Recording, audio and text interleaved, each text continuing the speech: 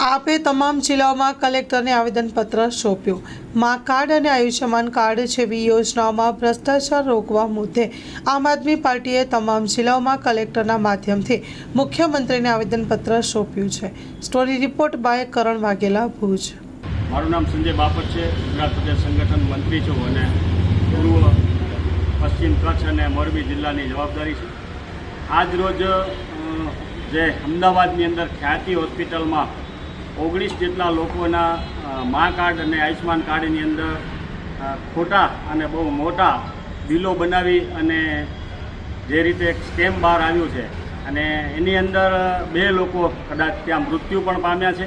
એના પછી આખી આ પ્રક્રિયા જે આયુષ્યમાન કાર્ડ અને મા કાર્ડની છે બહાર આવી છે। દિલ્હીની અંદર ખૂબ સારી રીતે માન્ય કેજરીવાલ સાહેબને ત્યાં સંચાલન થઈ રહ્યું છે। મોલા ક્લિનિકો અને જે હોસ્પિટલો છે એ બધાએ તમામ માટે ફ્રી ઓફમાં છે ને આપણે ત્યાં જે આ મા કાર્ડ અને આયુષ્યમાન કાર્ડ છે માત્ર ને માત્ર ભાજપના મળતિયા લોકો, જે અમુક એવી હોસ્પિટલો છે જે ભાજપની મળતિયા લોકો છે એવા લોકો દ્વારા સ્કેમ કરવામાં આવે છે। 5 આંગળી જેમ સરખી ન હોય એમ તમામ ડૉક્ટર્સ કે હોસ્પિટલ પણ સરખા નથી હોતા।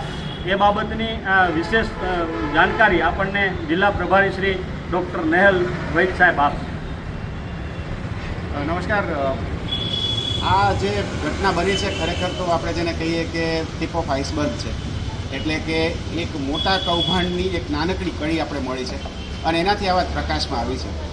સાચું પૂછો તો ગુજરાત સરકારની આ જે કામ કરવાની રીત છે કે જેમાં અલગ અલગ પ્રકારના કાર્ડ બનાવવામાં આવે, લોકોની કેટેગરી કરવામાં આવે અને પછી એમને કંઈ લાભ આપવામાં આવે, એમાં આ યોજનાની પણ અત્યાર સુધીની જેટલી યોજનાઓ નીકળી છે એ દરેકમાં કંઈ ને કંઈ તકલીફ આવી છે અને એ તકલીફનો ઇતિહાસ છે એ ગુજરાત સરકારની ઓફિસોમાંથી મળી શકે એમ છે કે કેવી રીતે આ પહેલાંની યોજનાઓ પણ જે હેલ્થની હતી ચાલતી હતી અને કેવી રીતે એમાં પણ ગરબડ ગોટાળા થતા હતા। તો આ જે કાર્ડ બનાવીને સવલત આપવાની જે વાત છે અને પ્રાઇવેટ હોસ્પિટલો સારી રીતે કામ કરી અને સવલત આપશે એ સમજ જે છે એ સમજ જ સરકારની ખોટી છે।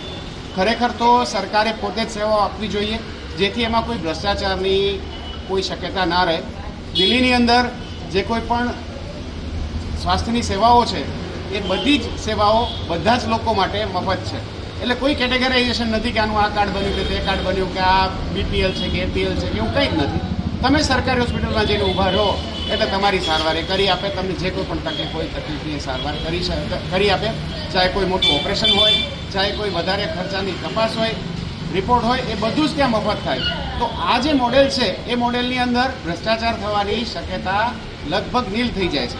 જ્યારે અહીંયા આપણે જે મોડેલને ફોલો કરીએ છીએ કે જેમાં કાર્ડ બને છે, જેમાં કેટેગરાઇઝેશન થાય છે, એમાં અમુક જ લોકોને ફાયદો મળે છે અને એ ફાયદો જે લોકોને મળે છે એવા લોકોને શોધી અને એ ફાયદો એમના ખિસ્સામાંથી કેમ પોતાના ખિસ્સામાં આવે એવું કરનારા લોકો પણ બેઠા છે। જેમ બધા સરખા ના હોય અને ગામ હોય ત્યાં ઉકરડો હોય એમ મેડિકલ પ્રેક્ટિસમાં પણ અમુક લોકો એવા કમભાગે જોવા મળે છે કે જે લોકો આવું કામ કરી રહ્યા છે જે ખૂબ શરમજનક છે। આવું ન થવું જોઈએ, પણ ખરેખર તો આ યોજના જ છે, એ યોજના આ કામ થવા માટેનો રસ્તો પૂરો પાડે છે જે બંધ થવી જોઈએ। ગૌ સેવા દાન એ જ શ્રેષ્ઠ દાન। તારીખ 29/10/2024 ધનતેરસ આસો વદ તેરસથી હોળી ફાગણ સુદ પૂનમ સુધી બીમાર, અપંગ, અબોલા જીવોને સવારના શીરો મીઠાઈનું જમણ એક ટાઈમના ₹5100, સાંજના ખોળ, ભૂસો અને સૂકો ચારોનું જમણ એક ટાઈમના ₹5100। પાંગડા ઘરના સમસ્ત જીવોને સવારના એક ટાઈમ શીરો જમણના ₹15000, સાંજના ખોળ, ભૂસો અને સૂકો ચારાનું જમણ એક ટાઈમના ₹15000। આપના ઘરમાં જન્મદિવસ, લગ્ન દિવસ, વડીલોની યાદોનો દિવસ, આપના ઘરે લગ્ન પ્રસંગે અથવા તો અન્ય શુભ પ્રસંગે માતાજીના નૈવેદ્ય જુહારમાં આપ અબોલા જીવોને જરૂર યાદ કરશો। ભૂતળીનો સૂકો ચારો અને નીલા ચારાની નિર્ણય આવકાર્ય। ખાસ નોંધ, એક ગાયને 11000માં દત્તક લેનારનું તેમજ 15000 જમણના દાતાનું નામ 1 વર્ષ સુધી ગૌશાળાના બોર્ડ તકતી ઉપર રાખવામાં આવશે।